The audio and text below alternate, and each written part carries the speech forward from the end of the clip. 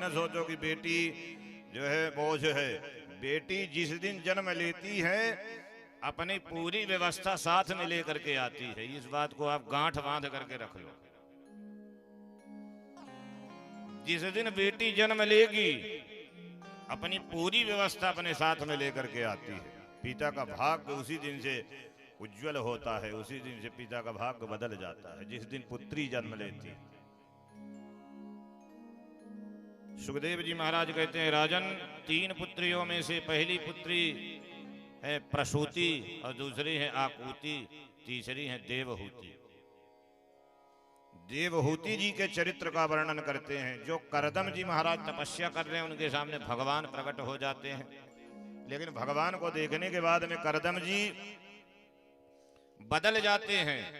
पहले तो विवाह के लिए सुंदर धर्म पत्नी चाहिए थी, लेकिन जब भगवान को देखा तो भाव बदल गया। बोले प्रभु अब कुछ नहीं चाहिए, अब केवल आपकी भक्ति चाहिए, क्योंकि अब मुझे समझ में आ गया कि आपसे बढ़ करके कुछ नहीं है। देहु कृपा कर अनपायनी, अब मुझे अनपायनी भक्ति आप प्रदान कर दीजिए। मुझे अब कोई धर्म पत्नी की अभिलाषा नहीं, इच्छा नहीं है। अब मुझे आपके चरणों में ही मेरा जीवन व्यतीत करना है।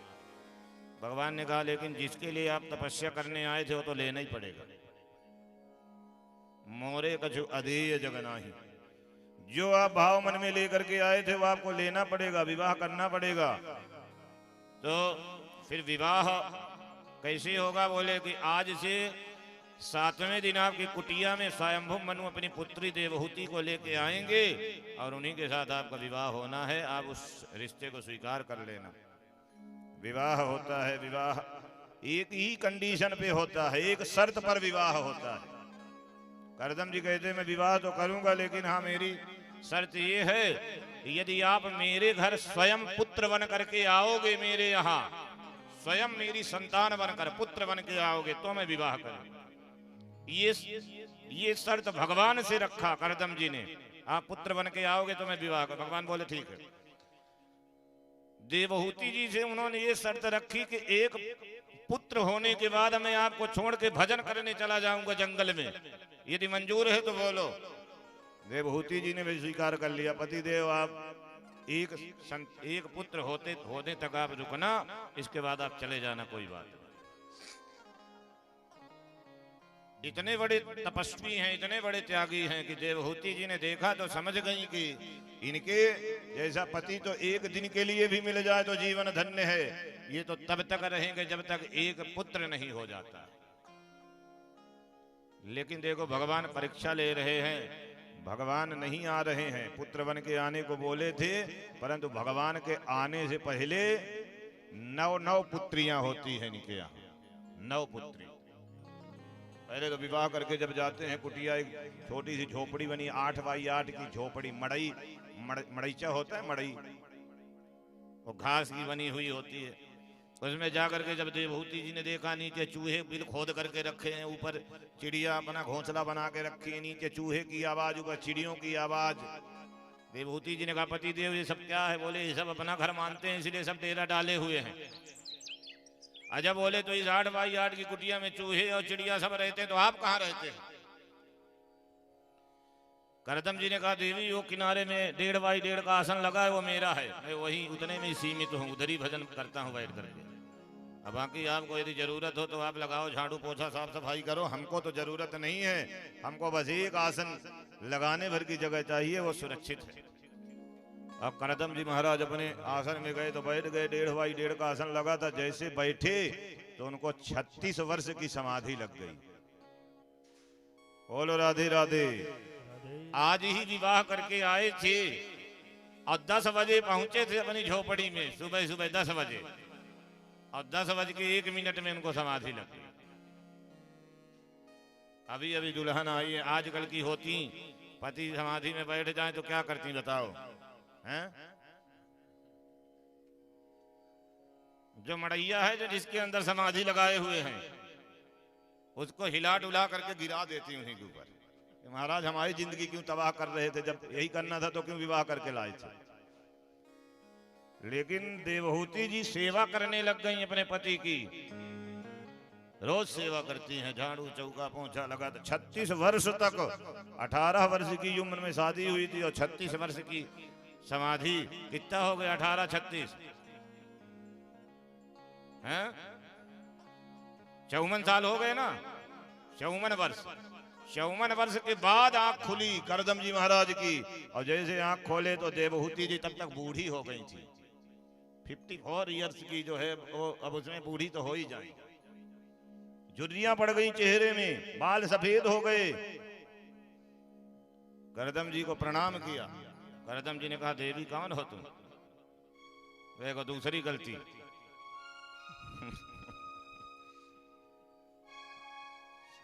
पहली गलती थी कि पहले दिन ही समाधि में गए। अब दूसरी गलती, 36 वर्ष के बाद खुली है आंख तो पूछ रहे हैं कौन हो तुम? देवहूति की जगह में कोई और होती तो डंडा लेके बैठी रहती कि चलो कोई बात नहीं, सो गया तो ठीक है, लेकिन उठेगा तब देखूंगी।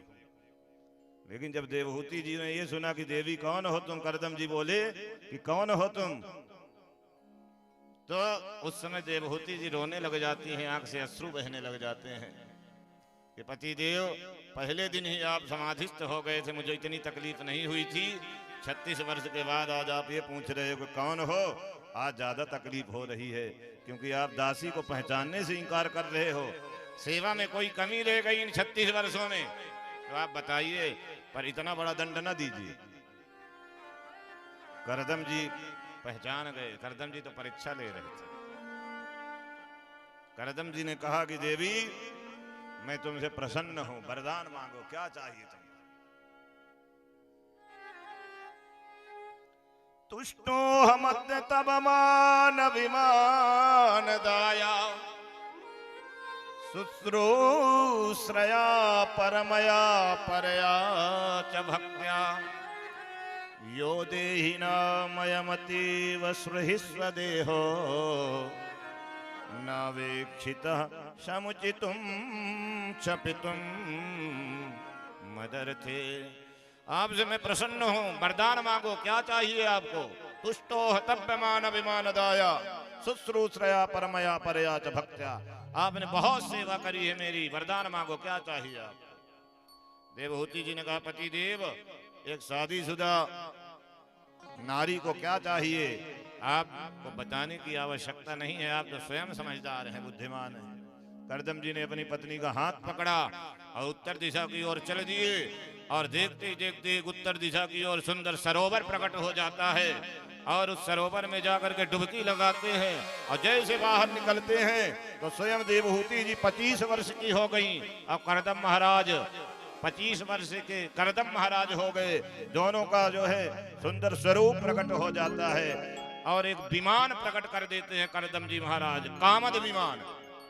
जहां चाहे वहां जाएगा, बिना ड्राइवर के, बिना तेल के, बिना पेट्रोल के चलने वाला कामद विमान। और उस विमान के अंदर दुनिया की सारी सुविधाएं मौजूद है, जो चाहिए खाली सोचने भर की देरी है और प्रकट हो जाता है। हजारों दासियां श्रृंगार लेकर के, सुंदर सुंदर आभूषण, सुंदर सुंदर जो है सजने संवरने की सामग्रियां लेकर के देवहूति जी को सजाने लग गई हैं।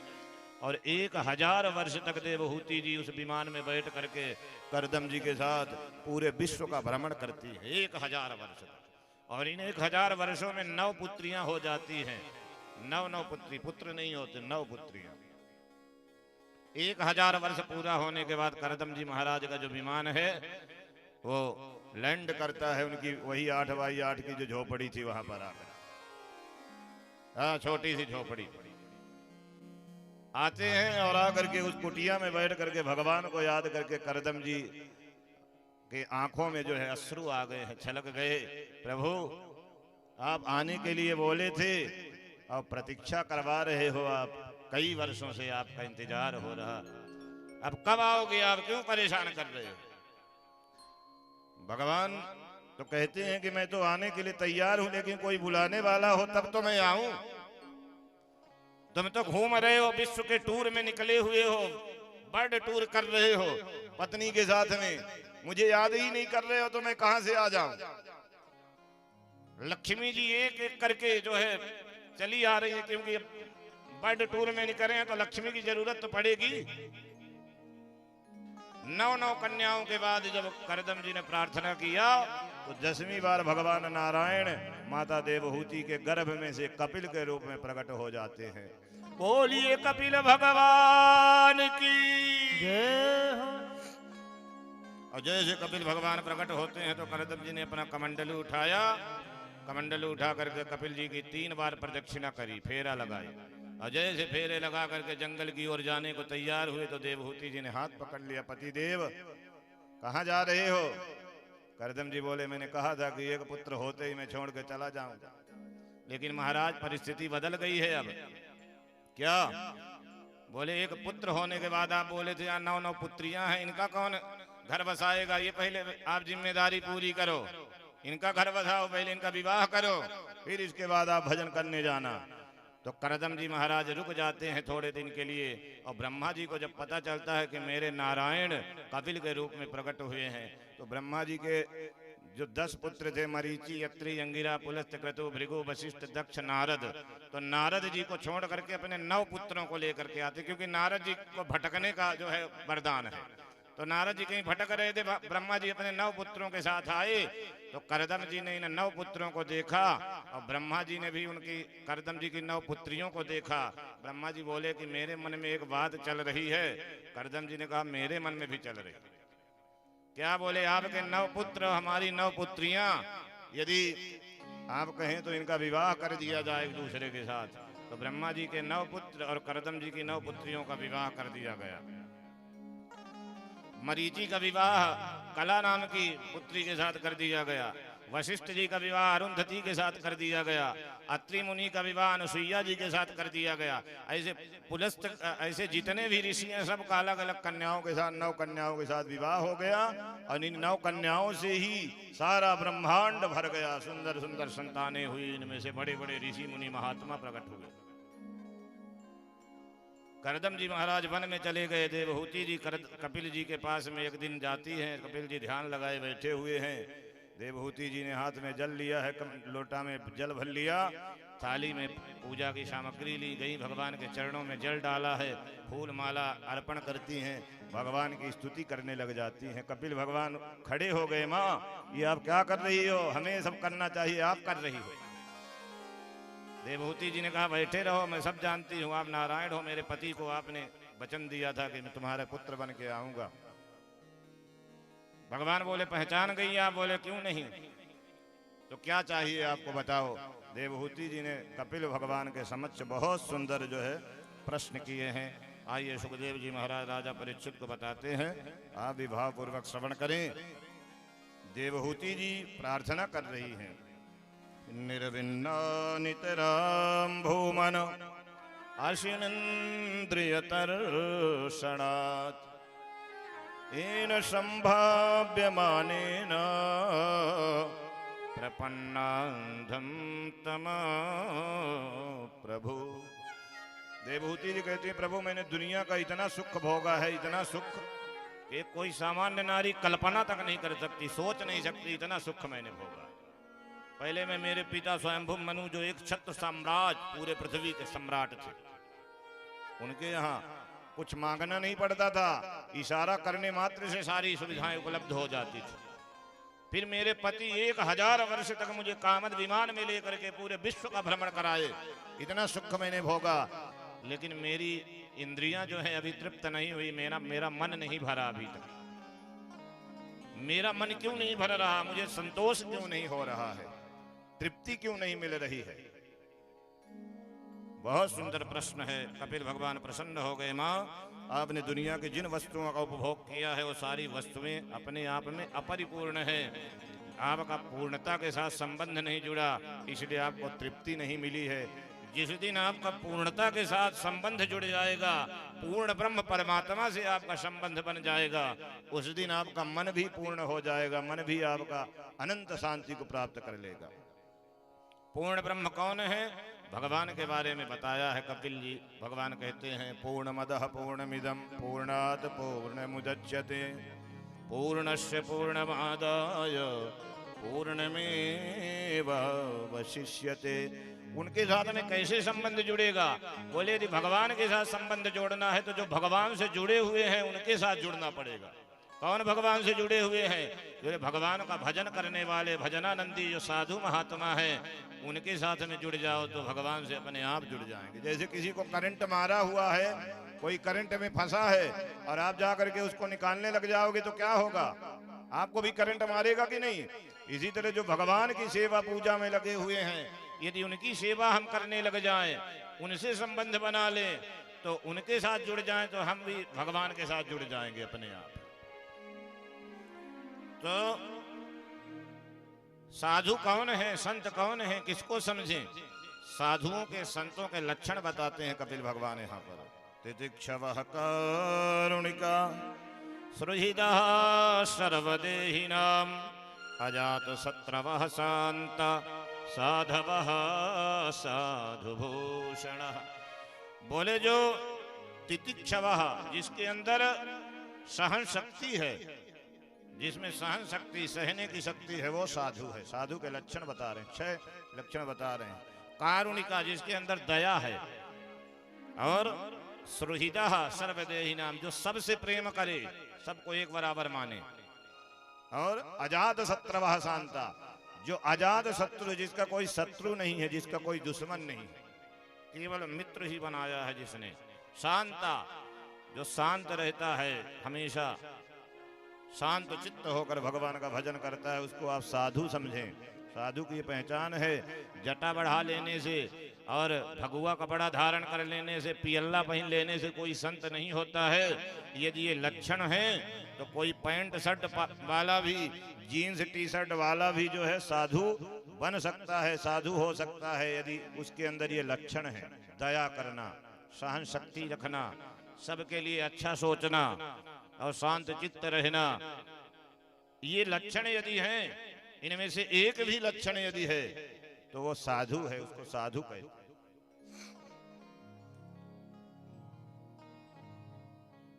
नमः एकवा जिनके होई, नमः एकवा जिनके होई, नमः एकौ जिनके होई, नमः एकौ जिनके होई, साधु पुरुष सच राचर भोई, साधु पुरुष सच राजर होई, साधु पुरुष सच राचर भोई, साधु पुरुष सच राजर कोई, सो अतिशय प्रिया भामिनी मोरे, सो अतिशय प्रिय भामिनी मोरे, सकल प्रकार भक्ति दृढ़ तोरे, सकल प्रकार भक्ति तोरे, भक्ति दृढ़ तोरे। भक्ति दृढ़ एक प्रकार का भी यदि कोई लक्षण है तो वो साधु है। ऐसा रामचरितमानस में गोसाई तुलसीदास जी भी स्वयं भगवान ने कहा है अपने मुख से। साधुओं का लक्षण, साधुओं का संग करने से क्या मिलेगा? बोले साधुओं का संग करेंगे तो हमें भगवान के बारे में सुनने के लिए मिलेगा। सताम प्रसंगा मम वीर्य संविदो भवन्ति हृतकर्ण रसायन कथा, तज्जोषणादास्वपवर्गवर्त्मनि श्रद्धारतिर्भक्तिरनु ग्रमिष्यति। यदि साधुओं का संग करेंगे तो भगवान की सुंदर सुंदर कथाएं सुनने के लिए मिलेंगी, कानों को अच्छी लगेंगी, भगवान के बारे में जानेंगे। देखिए 9 प्रकार की जो भक्ति है उनमें से पहली भक्ति सत्संग को बताया है। साधुओं का संग, सत्संग। सत्संग से भगवान के बारे में हम जानते हैं, और जब जानेंगे तभी तो मानेंगे। किसी के बारे में आप जानोगे अच्छाई तो क्या होगा? आपको उससे प्रेम होगा, लगाव होगा, आकर्षण होगा उसके प्रति। किसी की बुराई जानोगे तो उससे नफरत होगी, घृणा होगी। भगवान की कथाएं सुनेंगे, भगवान की उदारता, दयालुता, कृपालुता, महानता भगवान की सुनेंगे तो हमको भगवान से प्रेम होगा, भगवान के प्रति लगाव होगा, विश्वास होगा, श्रद्धा जागेगी। और रुक्मणी जी ने भगवान के बारे में नारद जी से सुना था, भगवान से प्रेम हो गया उनकी अच्छाइयों को सुन करके।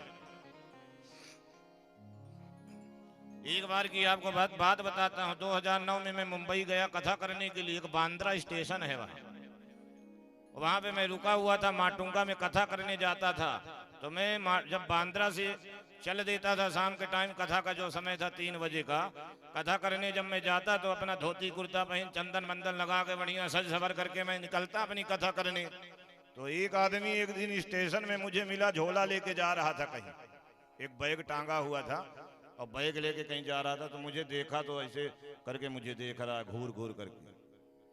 तो मैंने सोचा इतना क्यों देख रहा है, तो मैंने उसको, मुझे लगा हो सकता है पहचानता हो, कहीं कथा सुना हो या इसको हमारे जैसे लोग अच्छे लगते हों, ऐसा मुझे लगा। तो मैंने उसको बोला राधे राधे।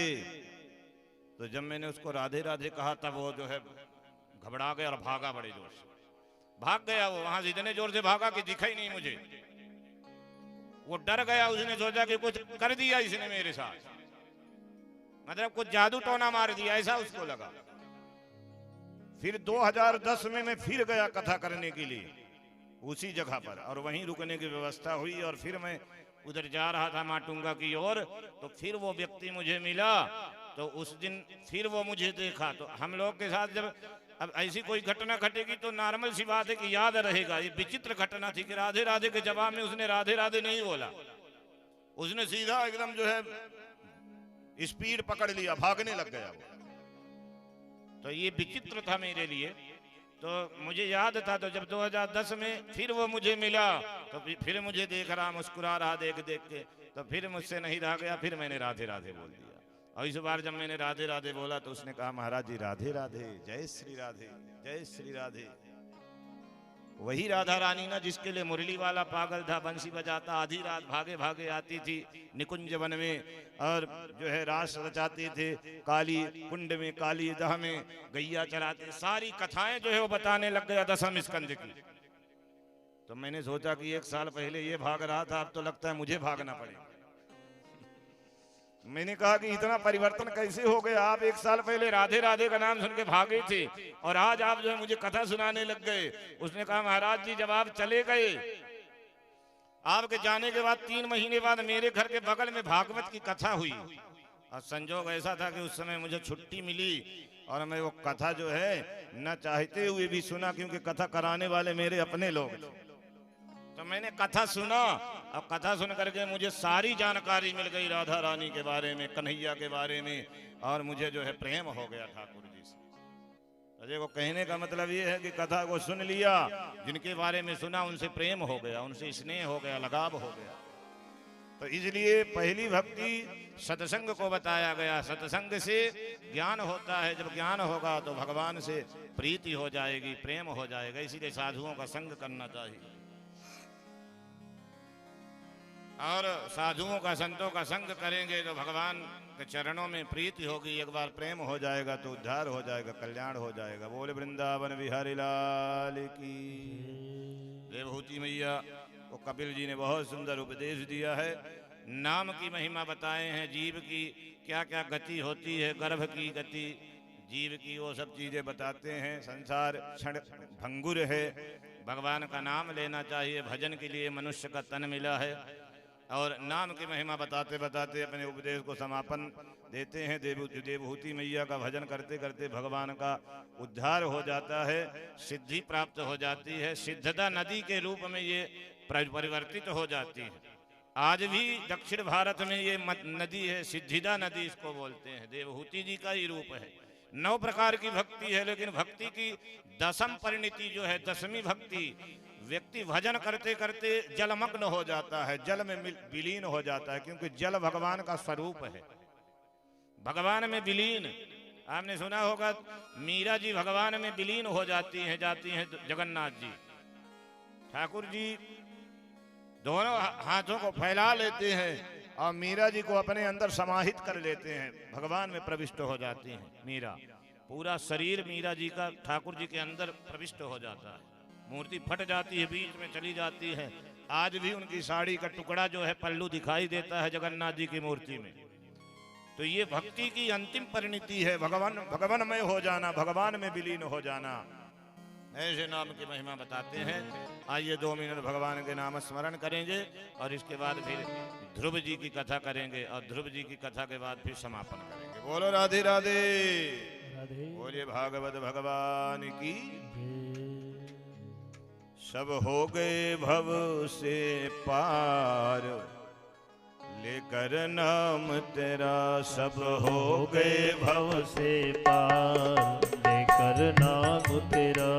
हो गए भव से पार, लेकर नाम तेरा। हो गए पार, लेकर तेरा। नाम तेरा प्रभु नाम तेरा, नाम तेरा प्रभु नाम तेरा। नाम तेरा प्रभु नाम तेरा, नाम तेरा प्रभु नाम तेरा। हो गए भव से पार, नाम तेरा। सब हो गए भव से पार, लेकर नाम तेरा। भगवान का नाम लेकर के सभी भव से पार हो गए। और बताते हैं कौन कौन भव से पार हुआ। वाल्मीकि अति दीन दुखी था, वाल्मीकि अति दीन दुखी था। पूरे कर्म में सदा लीन था, पूरे कर्म में सदा लीन था। हरि रामायण तैयार, लेकर नाम तेरा। हरि रामायण तैयार, लेकर नाम तेरा। छे नल नील जाति के बानर, नल नील जाति के बानर। राम नाम लिख दिया शिला पर, राम नाम लिख दिया शिला पर। हो गई जय हो गई सेना पार, लेकर नाम तेरा। हो गई सेना पार, लेकर नाम तेरा। हरि सभा में द्रुपद दुलारी, हरि सभा में द्रौपदी दुलारी। कृष्ण द्वारिका नाथ पुकारी, कृष्ण द्वारिका नाथ पुकारी। बढ़ गया जय हो बढ़ गया चीर अपार, लेकर नाम तेरा। ओ बढ़ गया चीर अपार, लेकर नाम तेरा। बढ़ गया चीर अपार, लेकर नाम तेरा। बढ़ गया चीर अपार, लेकर नाम तेरा। पुकारा गजने आधा नाम पुकारा। करुण छोड़ प्रभु उसे उबारा, करुण छोड़ प्रभु से उबारा। किया ग्राह संघार, लेकर नाम तेरा। किया ग्राह संहार, लेकर नाम तेरा। जिनको स्वयं तार